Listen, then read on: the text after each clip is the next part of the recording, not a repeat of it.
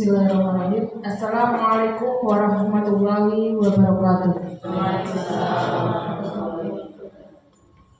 Selamat pagi dan salam sejahtera. Yang terhormat Ibu Indah Kartikowati SPD selaku Kepala SDN di Pos 5 Kecamatan Lendan, Kabupaten Magetan. Yang saya hormati Bapak dan Ibu Guru SDN di Pos 5. Alhamdulillahirrabbilalamin. Wassalatu wassalamu ala asrofil anbiya'i wal mursalin wa ala alihi wa ashabihi wa man tauhidhum bi ihsanin ila yaumiddin, amma ba'du. Puji syukur atas kehadirat Allah Subhanahu wa taala yang telah melimpahkan rahmat dan karunia-Nya kepada kita semua, sehingga pada hari ini kita semua dapat berkumpul dalam acara diseminasi budaya positif di sekolah pada tanggal 24 Oktober 2023 dalam keadaan sehat walafiat tanpa kurang suatu apapun. Salawat serta salam senantiasa kita curahkan kepada junjungan kita Nabi Agung Muhammad SAW. Semoga kita termasuk umat yang mendapat syafaatnya di hari akhir. Amin amin ya rabbal alamin. Bapak Ibu yang saya hormati, perkenankanlah saya menyampaikan susunan acara pada pagi hari ini. Yang pertama, pembukaan. Kedua, menyanyikan lagu Indonesia Raya. Ketiga, sambutan kepala sekolah. Yang keempat, inti. Kelima, lain-lain. Dan keenam, penutup. Bapak Ibu yang saya hormati, marilah kita buka acara pagi hari ini dengan membaca basmalah bersama. Acara yang kedua adalah menyanyikan lagu Indonesia Raya. Kepada hadirin dimohon berdiri.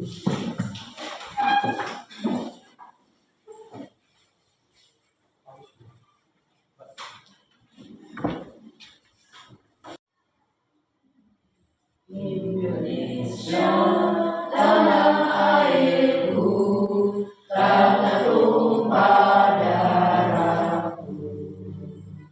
Di sanalah aku berdiri, jadi pandu ibuku. Indonesia kebangsaanku, bangsa dan tanah airku. Marilah kita berseru, Indonesia bersatu. Hiduplah tanahku, hiduplah negeriku, bangsaku, rakyatku semuanya. Bangunlah jiwanya, bangunlah badannya untuk Indonesia Raya. Indonesia Raya, merdeka, merdeka, tanahku, negeriku yang ku cinta. Indonesia Raya, merdeka, merdeka, hiduplah Indonesia Raya. Indonesia Raya, merdeka, merdeka, tanahku, negeriku yang ku cinta. Indonesia Raya, merdeka, merdeka, hiduplah Indonesia Raya. Hadirin dipersilakan duduk kembali.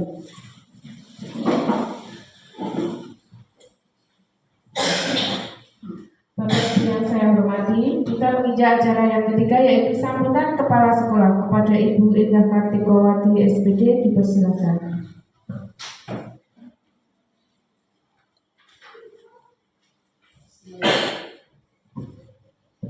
Bismillahirrahmanirrahim. Assalamualaikum warahmatullahi wabarakatuh. Waalaikumsalam warahmatullahi wabarakatuh. Selamat pagi dan salam sejahtera bagi kita semua. Marilah kita panjatkan puji syukur kehadirat Allah Subhanahu wa taala karena limpah rahmatnya pada pagi hari ini kita bisa mengikuti acara diseminasi budaya positif yang akan disampaikan oleh Ibu Atika Primasari, SPD, yaitu CGP angkatan ke-9 di SDN Pupus 5 ini dalam keadaan sehat walafiat. Sholawat serta salam marilah kita senantiasa panjatkan puji syukur kehadirat Allah Subhanahu wa Ta'ala, dan tidak lupa senantiasa kita selalu melimpahkan puji syukur ke hadirat Allah. Mohon maaf ya, tidak apa-apa.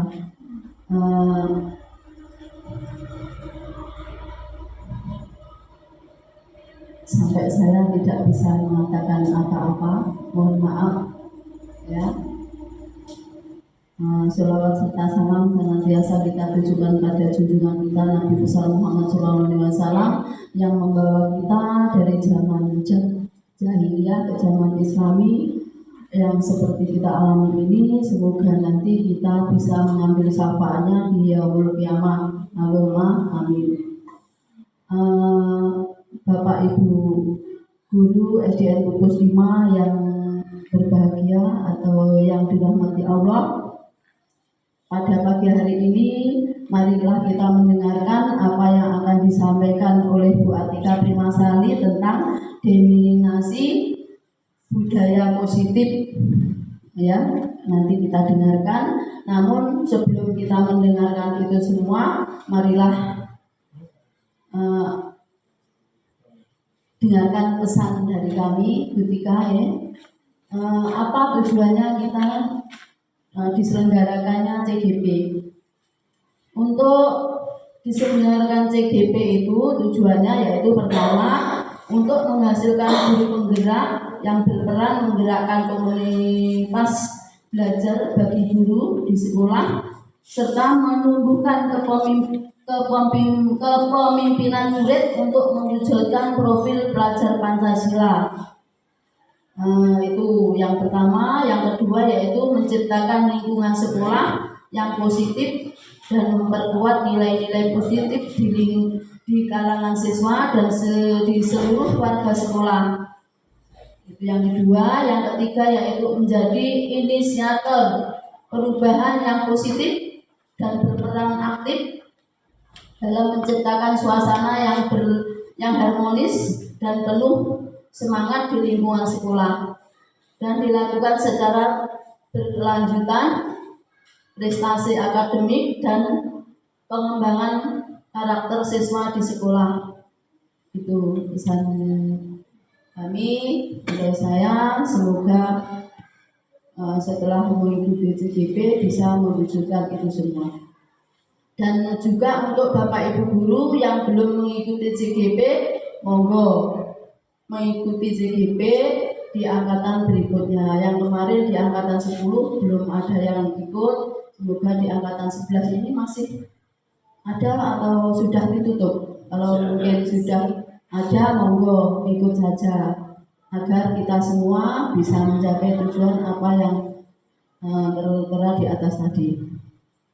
Saya kira itu, mohon maaf tadi ada sedikit yang kurang pas dari saya.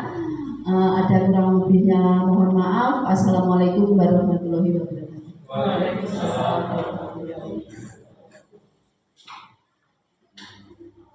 Terima kasih kepada Ibu Indah Kartikowati SPD yang telah memberikan sambutan hangat pada pagi hari ini. Acara selanjutnya adalah inti yang akan disampaikan oleh Ibu Atika Primasari SPD. Kepada beliau dipersilakan.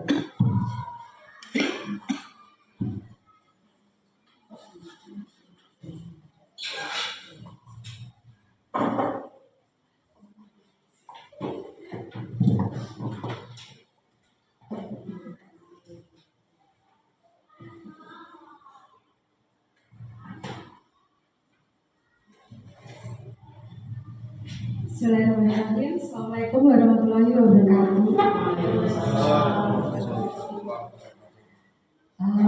Puji syukur atas kehadirat Allah Subhanahu wa Ta'ala, karena dengan limpahan karunia serta hidayahnya kita semua dapat berkumpul dalam keadaan sehat walafiat dalam acara diseminasi budaya positif oleh saya sendiri. Tak lupa juga kita curahkan sholawat serta salam kepada Nabi Agung Muhammad SAW yang nantinya kita nantikan syafaatnya di yaumul akhir. Amin amin ya rabbal alamin.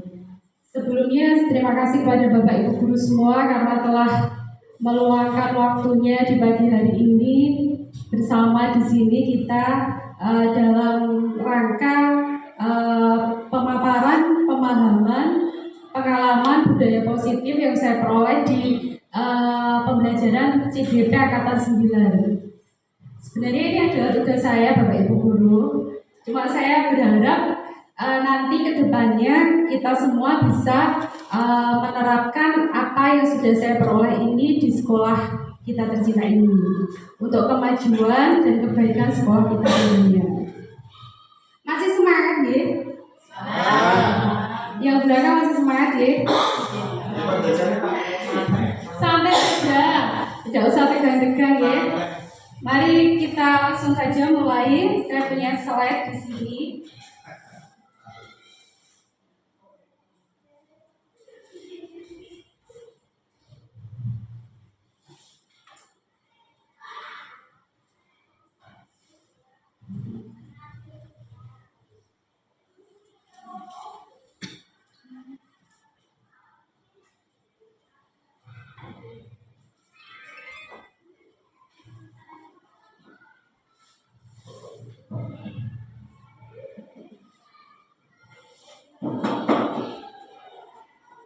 Ini Bapak Ibu, judulnya pada hari ini kita ini akan memaparkan tentang diseminasi budaya positif. Diseminasi itu apa? Diseminasi itu adalah menyebarkan pemahaman serta pengalaman yang bermakna kepada orang lain.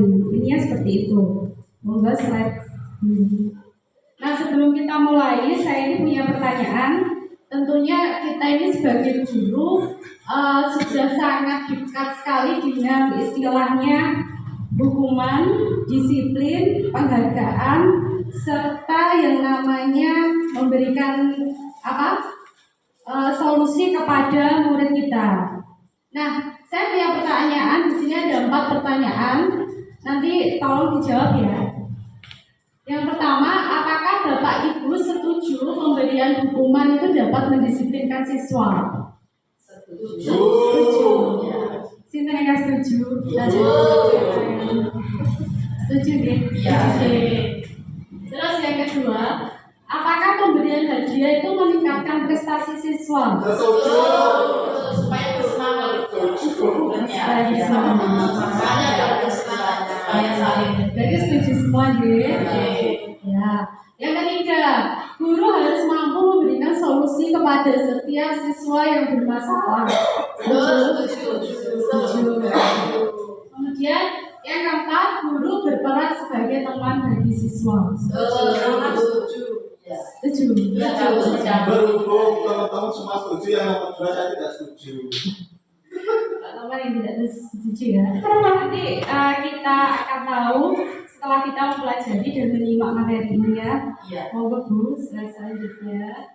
Nah, sebelumnya kita itu kembali kepada tujuan sebenarnya kenapa sih di kurikulum Merdeka kali ini itu kita itu dianjurkan oleh Bapak Pendidikan kita Ki Hajar Dewantara bahwa tujuan pendidikan itu adalah menuntut segala kodrat yang ada pada anak agar mereka itu dapat mencapai kebahagiaan dan keselamatan yang setinggi-tingginya.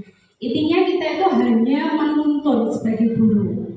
Ya karena anak itu mempunyai kodrat alam dan kodrat zamannya sendiri. Kita tidak boleh memaksakan. Dari pengertian ini kemudian kita bisa menyimpulkan bahwa tuntunan kita, arahan kita itu sangat bermakna dan berarti bagi anak didik kita. Bagaimana cara kita menuntun, bagaimana cara kita mengarahkan mereka. Bagaimanapun juga kita ini adalah produk masa lalu ya Ibu-Ibu. Bapak-bapak, setuju betul? Setuju.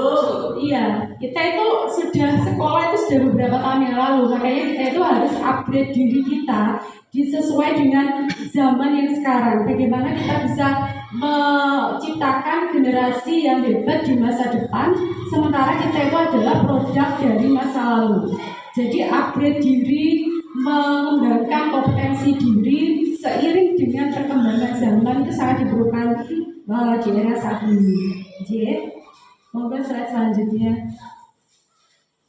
Nah, mengenai judul tadi, diseminasi budaya positif. Budaya positif itu apa sebenarnya? Budaya positif itu adalah nilai dan kebiasaan di sekolah yang berpihak pada murid agar mereka itu dapat berkembang menjadi pribadi yang kritis, penuh hormat dan bertanggung jawab. Itu budaya positif.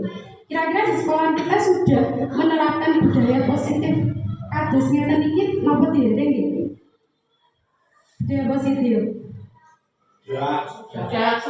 Sudah ya. Kalau sudah, contohnya seperti apa? Budaya positif yang sudah kita terapkan di sekolah. Misalnya, oke. Berarti pembiasaan baik yang sudah kita lakukan di sekolah kita itu termasuk ke dalam budaya positif itu. Monggo slide selanjutnya. Nah, inti dari budaya positif itu adalah mengenai tentang disiplin positif, nilai-nilai kebajikan, kebutuhan dasar manusia, motivasi perilaku manusia, posisi kontrol guru, keyakinan kelas, dan segitiga restitusi. Jadi dalam menciptakan iklim budaya positif di sekolah, kita itu sebagai guru harus benar-benar mengetahui inti dari budaya positif ini yang mencakup 7 cakupan ini. Ya, monggo Bu Yuli. Nah, langsung saja yang pertama itu kita akan membahas tentang disiplin positif. Sebelumnya saya punya pertanyaan kepada Bapak Ibu guru, coba jenengan sedoyo niku tentunya pernah mendengar kata disiplin nggih? Pernah nggih? Apa yang terbayang di benak Bapak Ibu mengenai kata disiplin itu sendiri? Sinten sing saged dijawab. Disiplin itu sebenarnya apa? People query, yes. Disiplin adalah sebuah sikap yang bermanfaat untuk siswa dalam kegiatan sehari-hari. Mereka bisa dengan sikap yang gampang itu dalam melaksanakan kegiatannya itu berbeda. Jadi untuk disiplin itu sikap yang mendasari sebuah kegiatan pelaksanaan. Ya, intinya disiplin itu sebenarnya kita itu selalu melihat bahwa disiplin itu adalah bentuk kita patuh terhadap suatu peraturan. Iya. Oke. Monggo selanjutnya Bu Yuli. Nah, di konteks pendidikan, Ki Hajar Dewantara itu sudah menjelaskan bahwa murid itu harus merdeka.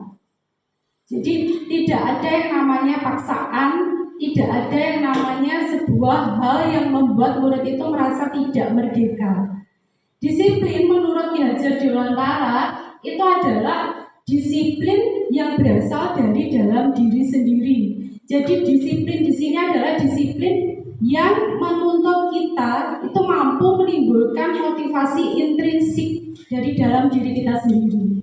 Jadi bukan karena kok kita itu disiplin karena aturan, kita itu disiplin karena paksaan, itu tidak. Ya, jadi disiplin positif itu merupakan salah satu cara penerapan disiplin yang bertujuan untuk menumbuhkan kesadaran serta memberdayakan peserta didik tanpa adanya penghargaan, hukuman maupun paksaan. Jadi di dalam konteks pendidikan kurikulum merdeka kita kali ini, disiplin itu dicerminkan atau diarahkan kepada konsep disiplin diri, di mana kita sebagai guru itu harus mampu menumbuhkan motivasi internal dari dalam diri murid. Tentunya dalam menumbuhkan motivasi internal itu, kita sebagai guru harus paham betul tentang kondisi psikologis murid kita. Ngoten ya. Nah, tujuannya apa? Tujuannya itu menciptakan peserta didik yang memiliki disiplin diri sehingga mereka itu mampu berperilaku mengacu kepada nilai-nilai kebajikan universal dan memiliki motivasi intrinsik dari dalam diri mereka sendiri ke dalam perubahan perilaku yang lebih baik. Gitu ya. Nah, disiplin diri tadi itu mengacu kepada nilai-nilai kebajikan. Apa tuh nilai-nilai kebajikan itu? Nilai-nilai kebajikan itu adalah nilai yang disepakati bersama, lepas dari suku bangsa, agama, bahasa maupun latar belakangnya. Salah satu nilai kebajikannya itu adalah kita bisa ambil di profil pelajar Pancasila ya. Di situ sudah jelas sekali bahwa di profil pelajar Pancasila ini ada nilai yang namanya beriman dan bertakwa kepada Tuhan Yang Maha Esa, berakhlak mulia, berkebinekaan global, gotong royong, mandiri, kreatif, dan bernalar kritis. Selain itu, nilai-nilai kebajikan yang sudah pernah kita dengar itu contohnya adalah mengenai toleransi, rasa hormat, integritas, mandiri, saling menghargai, saling percaya pada sesama, tidak merendahkan, seperti itu, Jadi inilah nilai-nilai kebajikan. Jadi kita itu harus mampu menumbuhkan disiplin diri yang ada pada diri murid sesuai dengan agar mereka itu menumbuhkan motivasinya sesuai dengan nilai-nilai kebajikan yang telah kita yakini bersama. Monggo selanjutnya bunyinya ya. Nah, dalam penerapan disiplin diri untuk mengembangkan budaya positif, tentunya kita itu harus benar-benar mengetahui kondisi psikologis dari anak didik kita. Yang pertama yang harus kita pahami itu adalah mengenai tentang kebutuhan dasar manusia. Ya, kebutuhan dasar manusia itu apa? Segala sesuatu yang kita lakukan untuk mendapatkan apa yang kita inginkan. Seluruh tindakan yang kita lakukan memiliki tujuan tertentu. Apa boten? Setiap apapun yang kita lakukan itu pastinya punya alasan tertentu ya. Apa boten, Bapak Ibu? Misalnya kita itu lapar, kita itu makan. Tentunya alasan kita karena kita lapar. Kita itu minum, tentunya kenapa? Karena kita punya alasan haus, seperti itu. Jadi apapun yang dilakukan oleh manusia itu pasti mempunyai alasan tertentu. Apakah alasan ini hanya berlaku pada orang dewasa? Anak-anak kira-kira mempunyai alasan tertentu apa tidak untuk melakukan sesuatu hal? Kira-kira punya alasan tertentu nomor punya ya. Anak tidak mengerjakan PR, anak tidak masuk sekolah, anak tidak bersemangat di kelas. Tentunya itu mereka itu punya alasan-alasan tertentu yang harus kita pahami bersama sebagai pendidik. Monggo selanjutnya. Nah, manusia itu baik orang dewasa maupun anak-anak sebenarnya itu punya 5 kebutuhan dasar yang harus mereka penuhi ya, supaya hidupnya itu mencapai kebaikan. Nah, yang pertama itu kebutuhan dasar manusia itu adalah bertahan hidup. Contohnya apa? Pakaian, tempat tinggal, kemudian makanan, keamanan, dan juga kesehatan. Kemudian kasih sayang dan rasa diterima. Contohnya bagaimana? Rasa diterima itu bisa kita wujudkan dalam bentuk kerjasama, menjadi bagian dalam suatu kelompok. Kemudian yang ketiga adalah penguasaan. Itu berkaitan dengan harga diri, keinginan untuk dianggap, untuk diakui, untuk berprestasi, untuk didengar. Seperti itu ya. Bapak Ibu pernah tidak merasakan hal ini? Oh, saya tuh jadi guru itu pengen loh suatu saat nanti bisa jadi kepala sekolah. Oh, saya tuh jadi kepala sekolah pengen loh suatu saat nanti bisa jadi pengawas. Nah, itu namanya kebutuhan penguasaan. Kita itu butuh diakui, butuh diapresiasi. Dan saya yakin setiap manusia pasti mempunyai hal ini. Betul? Iya. Terus yang keempat adalah kebebasan. Kebebasan ini berkaitan dengan kemandirian, memiliki pilihan, mencoba hal baru, dan mampu mengendalikan arah dirinya. Jadi kita itu tentunya sebagai manusia nggak enak ya kalau misalnya dikekang gitu, dijajah dulu juga nggak enak. Jadi setiap manusia pasti menginginkan kebebasan. Kemudian yang kelima adalah kesenangan. Kesenangan ini berkaitan dengan hobi, misalnya humor, tertawa, bermain seperti itu. Jadi ya kelima kebutuhan dasar manusia ini sebenarnya yang melandasi kita itu melakukan sesuatu hal. Jadi monggo selanjutnya. Nah, kemudian setelah itu ada yang namanya motivasi perilaku manusia. Motivasi perilaku manusia itu diibaratkan kita itu kalau mau melakukan sesuatu hal itu pasti ada motivasi tersendiri. Dan motivasi ini terbagi menjadi dua, ada ekstrinsik dan ada intrinsik.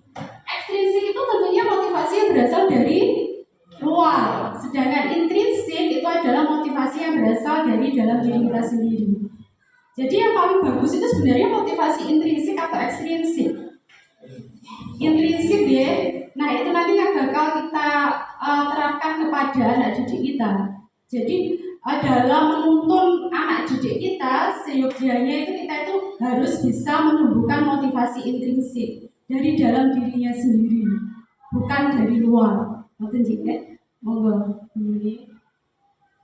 Nah selanjutnya saya akan memaparkan sedikit tentang bedanya antara hukuman, konsekuensi, restitusi dan juga penghargaan. Tadi di awal itu sudah disebutkan ya, apakah hukuman itu bisa mendisiplinkan murid, apakah penghargaan itu bisa menumbuhkan prestasi murid gitu. Nah sebenarnya apa sih hukuman, konsekuensi, restitusi dan juga penghargaan? Tentunya kita sebagai guru itu sudah pernah melakukan ini semua belum? Sudah belum? Sudah pernah memberi hukuman pada murid kita? Ya, jadi hukuman itu apa? Hukuman itu adalah hal yang tidak terencana atau tiba-tiba. Jadi murid itu tidak tahu apa yang akan terjadi atau tidak dilibatkan. Sementara hukuman itu juga bersifatnya itu satu arah. Biasanya itu berupa fisik ya. Karena tidak sebagai guru kita itu misalnya ada anak yang terlambat masuk ke kelas. Karena kamu terlambat, sekarang kamu terlambat 2 kali. Itu termasuk hukuman. Anak itu nggak tahu. Itu tuh aku tadi tuh masuk kelas bakal dikasih seperti ini sama ibu guruku loh. Nggak tahu. Karena anak itu tidak diajak terlibat. Dan biasanya itu bersifat berupa hukuman fisik. Gitu ya.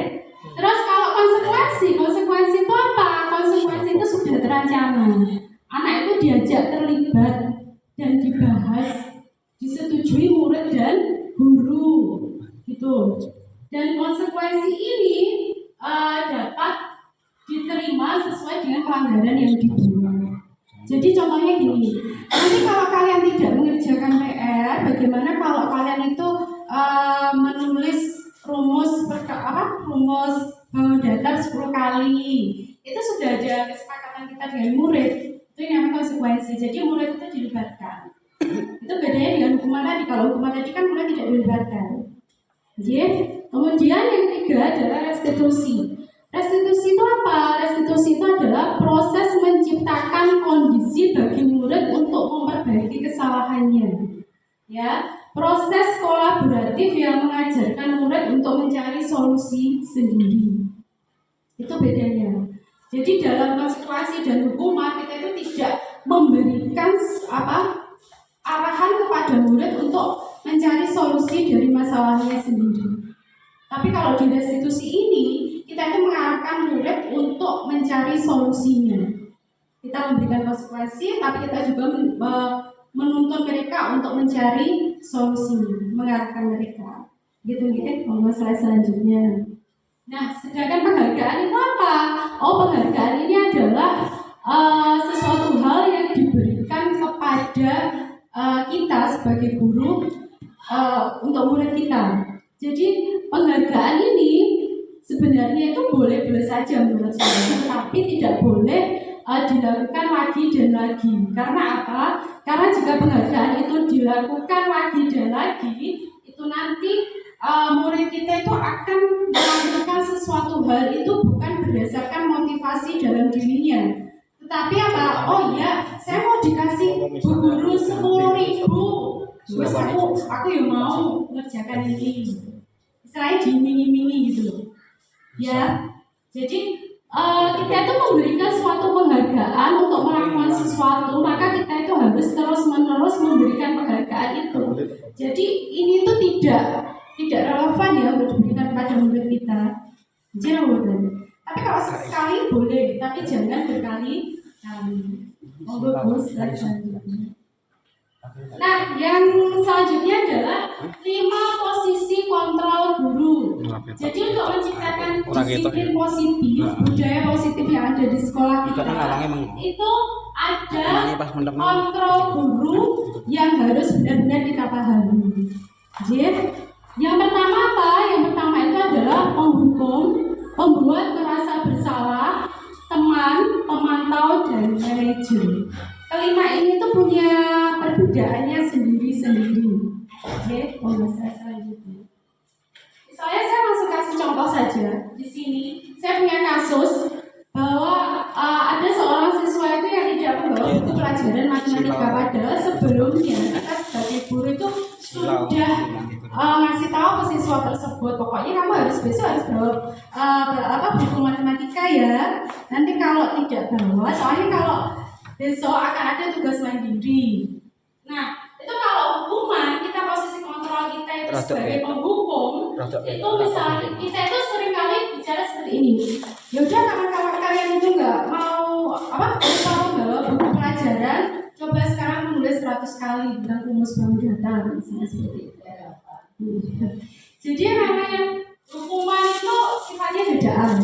Biasanya gurunya itu marah, emosi, bernada keras. Ya. Nah, sedangkan kalau membuat merasa bersalah, kita menghadapi siswa yang punya kasus seperti itu biasanya kita bertanya seperti ini. Berapa kali Bapak Ibu harus memberitahu kamu tuh selalu saja mengecewakan Bapak Ibu. Jadi anak itu dibuat dibuat merasa bersalah. Gitu. Kita sering ya, nggak sadar kita tuh sudah pernah melakukan kontrol ini loh. Ya. Terus selanjutnya Bu, nah, pada saat posisi teman itu biasanya kita menggunakan kalimat seperti ini. Ayo dong, tolong bantu ibu. Ya sudah, nggak apa-apa. Lain kali jangan diulangi lagi ya. Nadanya itu agak halus, agak rendah. Ya. Kemudian pada saat kita itu jadi kontrol, memantau, itu kalimatnya itu biasanya kita menggunakan seperti ini. Kamu tuh sudah melanggar keyakinan kelas kita, kamu tahu kan konsekuensinya. Jadi pada saat kita menjadi posisi pemantau, kita itu menanyakan kembali konsekuensi yang sudah kita sepakati dengan murid. Tapi di sini nggak diarahkan untuk mencari solusinya. Ya. Kemudian slide selanjutnya.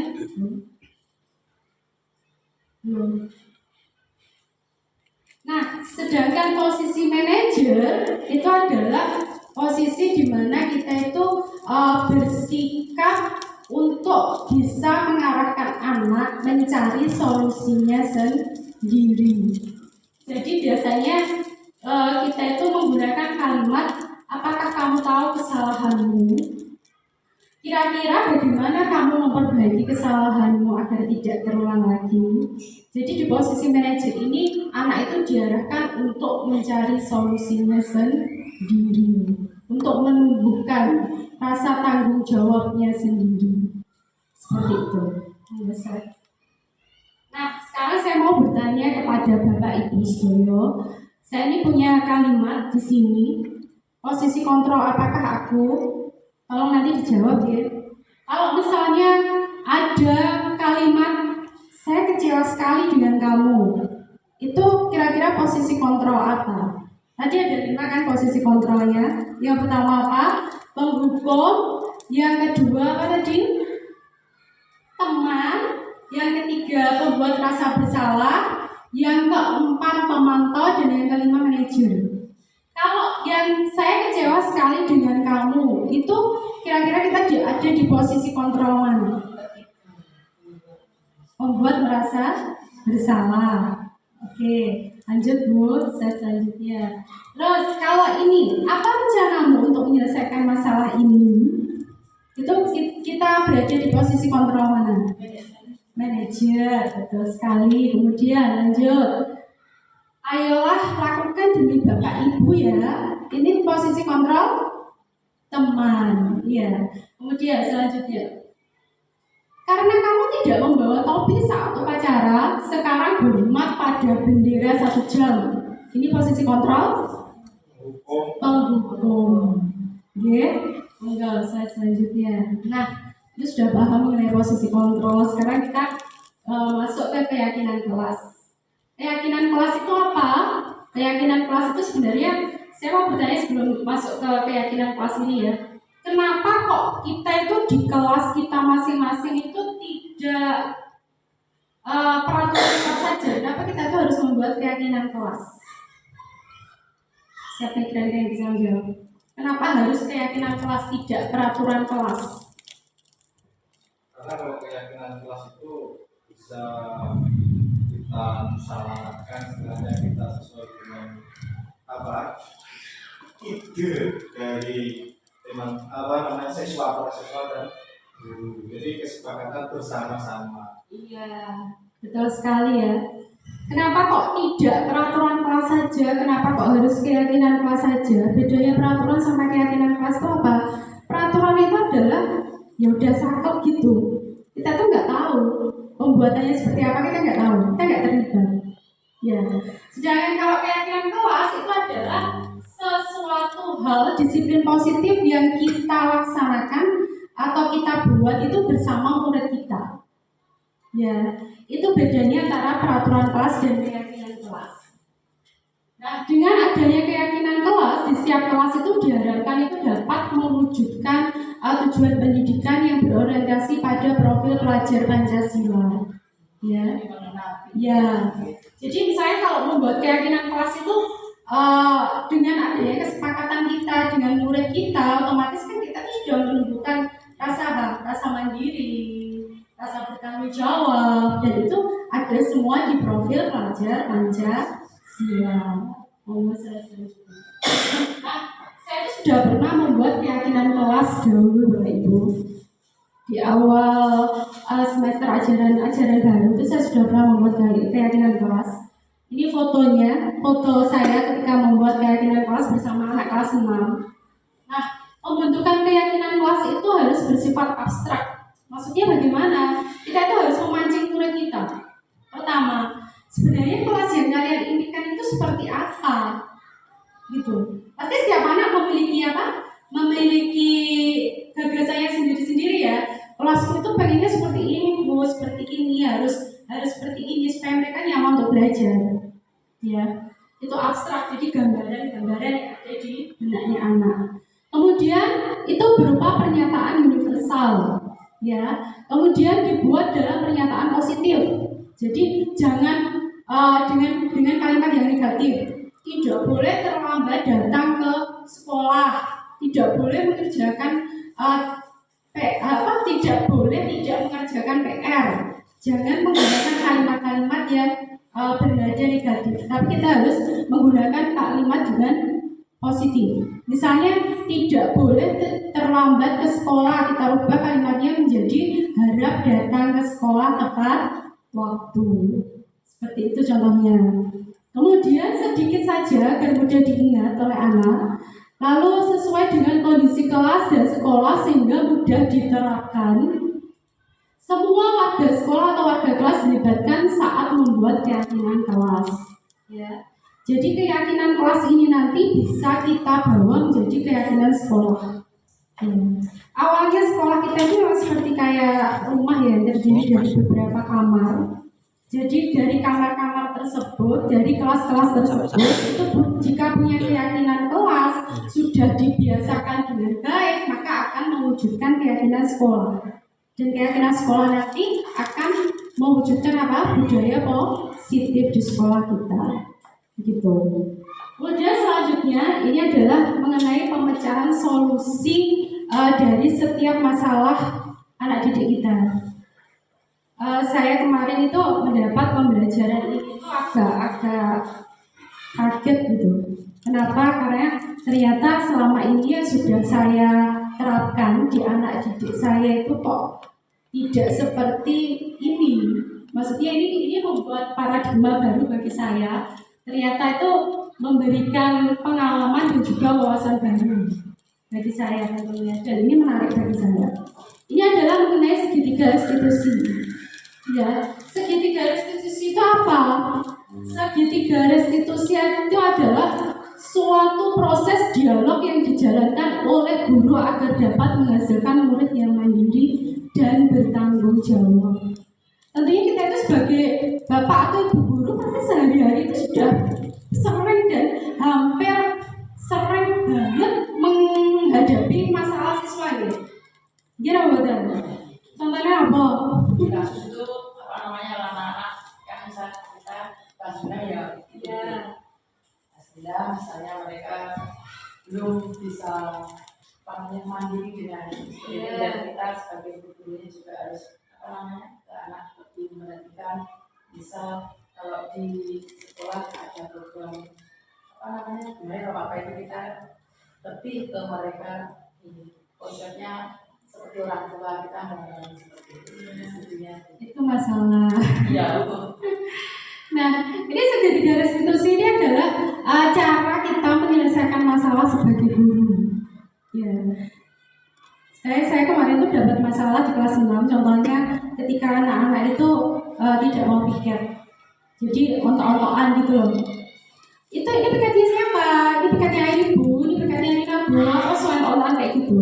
Ternyata kemudian saya dapat pembelajaran ini dan ini sudah saya terapkan di kelas 6 kemarin dan itu sangat sangat mengena sekali di mereka. Jadi segitiga restitusi itu sebenarnya adalah proses dialog kita antara kita dengan murid kita untuk menghasilkan murid yang mandiri dan bertanggung jawab. Ya, segitiga restitusi ini terdiri dari 3, yaitu menstabilkan identitas, validasi tindakan yang salah, serta yang terakhir itu menanyakan keyakinan. Moga selanjutnya.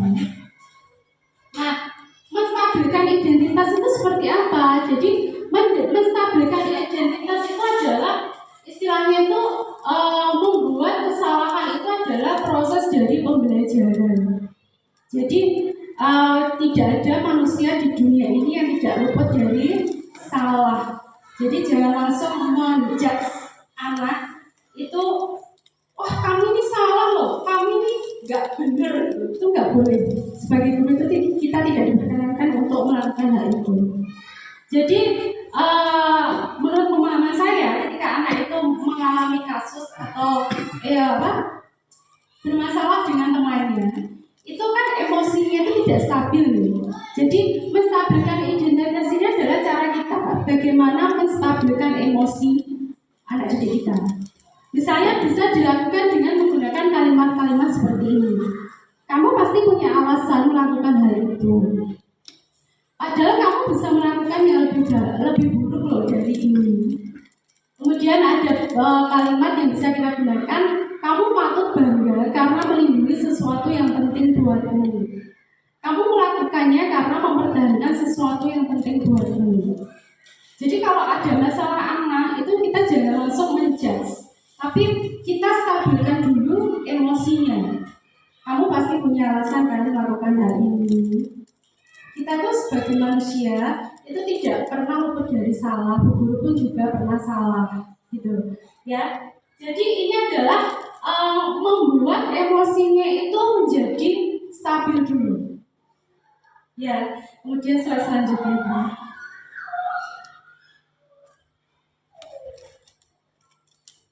Selanjutnya. Sebelahnya. Ini yang kedua, mohon maaf, ini yang kedua ini seharusnya validasi tindakan yang salah. Kemarin karena saya buatnya itu agak buru-buru, jadi yang ke atas yang judulnya itu sama. Kemarin kan langsung copy paste gitu aja. Nah ini yang kedua ini sebenarnya validasi tindakan yang salah ya. Ini berdasarkan prinsip bahwa setiap perilaku itu berupaya untuk memenuhi suatu kebutuhan tertentu, atau setiap perilaku tindakan kita itu pasti punya alasan tertentu. Kita bisa menggunakan kalimat seperti ini, berbuat salah itu wajar, ya kan? melakukan itu. Intinya dalam validasi tindakan yang salah ini adalah kita itu tanya alasan murid kita itu kenapa melakukan hal itu. Setelah emosinya itu stabil, kita tanya alasannya, kamu kenapa kok melakukan hal ini? Tentunya kamu punya alasan kan. Kemudian yang ketiga, nah yang ketiga ini adalah menanyakan keyakinan. Setelah emosinya itu stabil, setelah kita tahu alasannya, baru kita arahkan anak didik kita itu untuk mengingat keyakinan yang dia sudah pahami. Ya, jadi kita tanya, apa keyakinan kelas kita? Misalnya, nilai-nilai apa yang telah kita sepakati bersama? Seperti apa gambaran kelas yang ideal menurut kamu? Ini salah satu contoh kalimat-kalimat yang bisa kita gunakan dalam menanyakan keyakinan menyelesaikan masalah siswa. Ya, misalnya kemarin itu saya punya kasus di kelas 6 yaitu tidak mau piket. Yang satu piket, yang satu tidak. Saya tanya, kenapa? Tentunya kamu tuh punya alasan untuk melakukan ini, kenapa kamu tidak piket? Gitu. Terus dia jawab, karena saya itu Bu, tadi harus bantu ibu, bangunnya agak kesiangan, seperti itu. Kemudian saya tanya, menanyakan keyakinan loh. Keyakinan kelas kita itu seperti apa? Dia menjawab harus ikut melaksanakan piket Bu. Sudah sesuai belum dengan keyakinan kelas kita, tindakan itu tidak Bu. Jadi kita itu dalam segitiga restitusi ini kita itu mengarahkan anak untuk bersikap mandiri dan bertanggung jawab. Jadi menumbuhkan motivasi dalam dirinya. Dia tahu kalau dia salah dan dia tahu bagaimana cara menyelesaikannya. Seperti itu. Jadi ini nanti kaitannya dengan kontrol guru sebagai manager. Nah ini sebenarnya video ya kemarin. Ini sudah saya coba terapkan segitiga restitusi ini bersama siswa saya di kelas 6. Ini Wawa, ini murid saya, Wawa namanya. Dia itu intinya setiap kali di kelas itu sebenarnya aktif, semangat. Tapi pas saat itu saya ajar, dia itu kok kelihatan lesu. Kemudian saya tanya, loh kenapa Wah kamu kok kelihatan lesu tidak seperti biasanya? Ya Bu, saya lagi kesal, capek. Loh kenapa? Karena saya itu mau minta HP sama ibu saya tapi nggak dikasih. Gitu. Ya, kemudian saya tanya kembali, loh, berarti walaupun kamu kesal, kamu capek, tapi kamu masih mau ya sekolah, masih mau berangkat sekolah. Jadi dalam menyelesaikan masalah itu kita langsung jangan menjudge, menghakimi anak, tapi mencoba untuk menggali sebenarnya apa yang terjadi dalam diri anak. Gitu. Terus dia jawab, iya Bu, saya takut Bu kalau nilai saya jelek ketinggalan pelajaran. Loh itu bagus Wawa, berarti kamu masih punya motivasi untuk berangkat sekolah. Gitu. Kemudian selanjutnya saya tanya, memangnya kalau kamu itu nggak sekolah, ibu kamu bakal membelikan HP buat kamu? Gitu. Dia jawabnya, enggak Bu, justru saya nanti bakal dimarahi. Gitu. Terus kemudian saya gali lagi, kalau begitu bagaimana kamu mencari solusi dari masalah ini? Ya saya akan nabung kalau gitu nanti biar bisa menjadi tambahan uang untuk membelikan HP baru untuk ibu saya. Gitu. Saya kasih uang saya ke ibu saya seperti itu. Jadi dia punya solusi untuk masalahnya sendiri seperti itu. Sudah dipahami ya Bapak Ibu? Bisa jadi ya. Nah, kita sudah sampai di akhir dari penjelasan saya ini. Terima kasih banyak karena sudah memperhatikan. Saya kembalikan kepada moderator. Terima kasih kepada Ibu Atika Primasari. Kita beri tepuk tangan yang meriah atas materi yang tadi ini. Bapak Ibu, acara selanjutnya adalah lain-lain. Apabila ada yang bertanya, silakan. Monggo.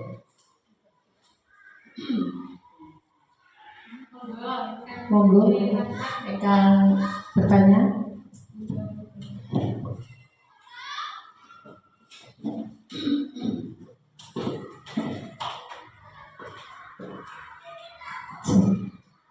Assalamualaikum. Terima kasih atas waktunya. Berkaitan dengan disiplin positif tadi ada penghargaan. Saya mau bertanya bagaimana cara memberikan penghargaan yang baik bagi murid.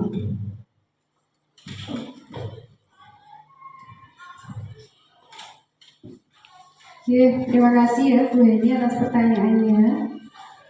Menurut saya memberikan penghargaan itu sah-sah saja, setuju nggak Bu? Tapi pada intinya, ketika kita mau memberikan penghargaan pada murid kita itu harus benar-benar bisa melihat situasi dan kondisinya. Apakah penghargaan ini nanti bisa berdampak baik bagi murid atau tidak? Atau justru murid itu malah akan seolah aku gak dikasih guru, jadi menurunkan motivasinya.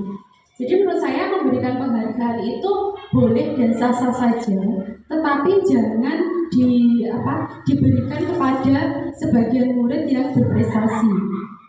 Tapi menurut saya penghargaan itu harus diberikan kepada semua murid agar juga tidak terjadinya rasa Bu guru pilih kasih, itu mulu yang dikasih penghargaan, itu mulu yang dikasih hadiah, itu mulu yang dikasih reward, itu ya. Jadi menurut saya memberikan penghargaan itu kita sebagai guru boleh, tetapi harus melihat situasi dan kondisinya. Kita harus bisa memberikan penghargaan, apresiasi kepada semua murid kita agar murid itu tidak merasa dimotivasi oleh ibu gurunya. Tapi juga jangan terlalu sering, karena penghargaan itu yang kita berikan terus-menerus itu justru akan mematikan motivasi dari dalam dirinya sendiri. Ngoten nggih? Saged dipahami nggih? Monggo, yang lain mungkin ada. Monggo, Mas. Assalamualaikum warahmatullahi wabarakatuh. Terima kasih waktu yang diberikan. Dengan penjelasan tadi yang dijelaskan oleh Mbak Dika tentang keyakinan kelas, ya. Saya kan mengajar di kelas 1. Bagaimana membuat yang namanya keyakinan kelas itu? Saya belum pernah menerapkan yang namanya keyakinan kelas itu. Apalagi kelas 1 itu belum bisa membaca, belum bisa menulis yang jelas, masih tahap belajar membaca dan menulis.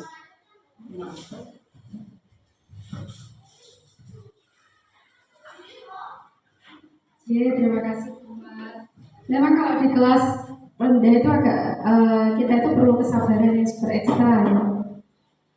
Saya dulu tuh pernah membuat keyakinan kelas, kemudian saya upload di PMM, di platform Merdeka Mengajar. Membuat keyakinan kelas itu pada intinya yang pertama itu kita itu menyampaikan tujuan kenapa keyakinan kelas kita itu perlu untuk dibuat. Kemudian kita meminta anak untuk membuat keyakinan kelasnya sendiri-sendiri. Jadi misalnya dengan pertanyaan seperti ini, bagaimana kelas impian kalian itu seperti apa? Jadi anak-anak kan pasti pengennya, kelas saya itu pengen bersih Bu, kelas saya itu pengennya tenang Bu, ada gambar di sini, ada gambar di situ, kelas saya itu pengennya tertib seperti itu. Nah, kalau untuk di kelas 1 memang itu agak susah, tapi kita bisa menggunakannya dengan gambar Bu. Ya, jadi misalnya kita mencari gambar-gambar di Google, kita mencari gambar mengenai kelas bersih, kita mencari kelas yang nyaman itu seperti apa, kita mencari gambar-gambar yang menarik, emotikon-emotikon yang menarik itu, kemudian kita bisa dibaca di papan tulis, kemudian meminta anak-anak itu untuk maju ke depan memilih gambar itu. Kemudian kita simpulkan sendiri nanti sebagai gambar. Atau misal anak-anak menilai, kelas yang bersih ini berapa anak? Ada menginginkan 5 anak, 6 anak. Itu nanti kita simpulkan sendiri. Berarti keyakinan kelas kita yang pertama adalah kelas harus bersih, menjaga kebersihan kelas. Jadi kita simpulkan sendiri. Ya, benar ya. Mungkin ada yang lain, Bu Heri? Yang lainnya, Mbak Mo?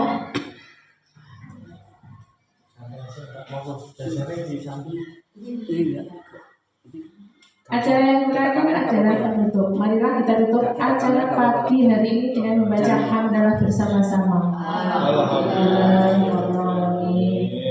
Bapak Ibu yang saya hormati, terima kasih atas kehadiran dan perhatiannya.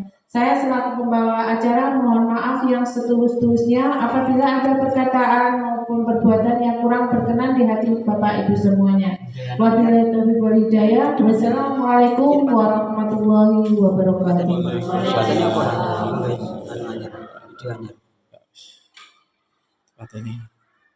Pateni kita. Apa?